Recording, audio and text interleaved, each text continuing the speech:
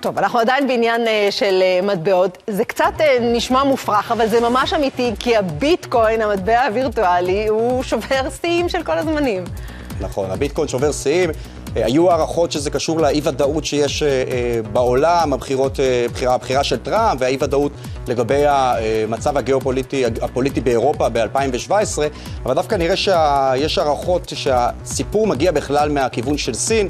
אזרחים סינים בעצם רוצים להעביר כסף מסין לארצות הברית או למדינות אחרות בעולם, ובסין יש הגבלה על תנועות הון.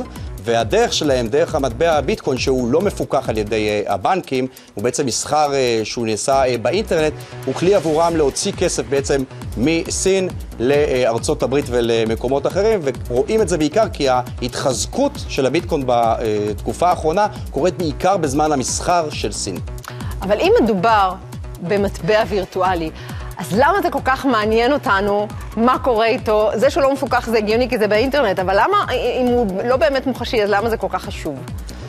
אף אחד לא הבטיח שזה חשוב. ראינו, על הביטקוין תמיד מדברים, כן. אחרי שהוא שובר שיאים. גם ראינו את זה לפני שנתיים, את הביטקוין מגיע בדיוק למחירים האלה, וכמה חודשים לאחר מכן הוא כבר צנח ב-60%. אז בכל פעם שהביטקוין קופץ למספרים לא הגיוניים, אז זה עולה לכותרות.